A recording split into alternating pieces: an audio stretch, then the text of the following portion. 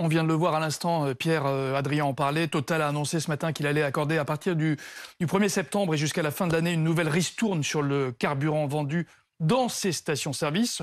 Le détail, ça donne quoi? Alors, Adrien l'a dit, effectivement, c'est en 2 temps. On a d'abord 20 centimes de réduction à partir du 1er septembre. Et ensuite, à partir du 1er novembre et jusqu'au 31 décembre, on sera à moins 10 centimes. Et ce qui est important, si vous voulez, c'est de regarder quelles sont les stations concernées. Ça, Adrien l'a dit aussi, ce sont toutes les stations. C'est important parce que vous avez des stations Total Énergie, des stations Total Access, c'est pas tout à fait la même politique tarifaire. Et le ministère de l'économie a bien précisé avoir mis la pression sur le groupe pour qu'il ne fasse vraiment pas d'exception. Donc ce sera toutes les stations-service dans les grandes métropoles, celles des autoroutes, les zones rurales. Au total, 3300 stations-service.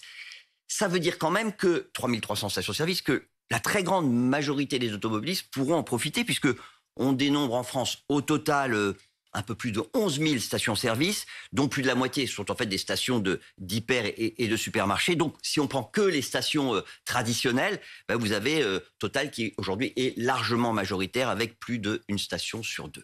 Alors, vous parlez d'une pression de Bercy. Est-ce que c'est une façon gentille de dire qu'on a un peu tordu le bras du géant pétrolier? Disons que voilà, on a fait comprendre qu'il y avait 2 options possibles. Soit vous faites un geste tout de suite, soit on laisse passer au Parlement cette taxe sur les superprofits que réclame une partie de l'opposition. Et donc, Total a accepté de faire cette ristourne qui devrait lui coûter, allez, quelques centaines de millions d'euros. C'est très difficile à donner un chiffre précis. Pourquoi? Parce que ça va dépendre de l'effet sur les ventes.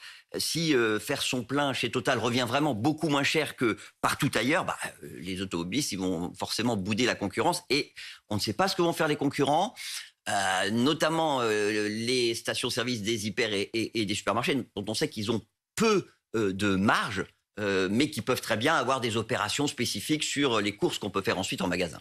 Bruno Le Maire a parlé également ce matin sur BFM TV, au micro de Philippe Corbet, de la fameuse ristourne de 18 centimes. Il a dit qu'il était prêt à discuter avec les députés, les Républicains notamment, mais il va y avoir des contreparties. Oui, en fait, les discussions, elles se poursuivent. C'est absolument pas acté. On parle effectivement peut-être de 25 centimes, que ça durera plus longtemps.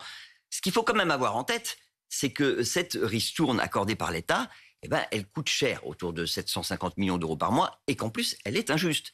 Dans une étude qui a été publiée ce matin par le Conseil d'analyse économique, un organe totalement neutre, on découvre que les 10% des ménages les plus aisés ont, avec cette ristourne, économisé sur l'équivalent d'un mois, ou économie sur l'équivalent d'un mois, 18,50 €, alors que les ménages les plus modestes, eux, ils n'économisent que, si je puis dire, 9,50 €. Pourquoi?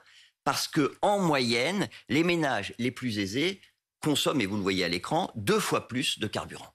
Oui, mais une partie de ces ménages pourrait néanmoins être rapidement davantage aidés par leur employeur. C'est vrai. Alors là, quel que soit finalement leur revenu, c'est un peu le sens c'est complètement le sens de ce qu'a annoncé et confirmé la première ministre Elisabeth Borne, à savoir le doublement de cette prime transport. C'est quoi la prime transport? C'est la possibilité qu'ont les employeurs de verser. Alors, c'était 200 €, ça passe à 400 €, jusqu'à 400 € à tous leurs salariés qui, c'est important de le préciser, n'ont pas la possibilité de prendre les transports en commun, soit parce qu'il n'y a pas de transport en commun, soit parce que leurs horaires ne leur permettent pas de prendre, parce qu'il n'y a pas de bus ou de tram à l'heure où ils commencent à travailler. Donc je précise quand même que cette prime transport, elle n'est pas imposable, qu'elle n'est pas non plus soumise à cotisation sociale, et c'est ça l'idée, c'est d'inciter les employeurs à faire un effort, mais il n'y a pas d'obligation pour ces mêmes employeurs.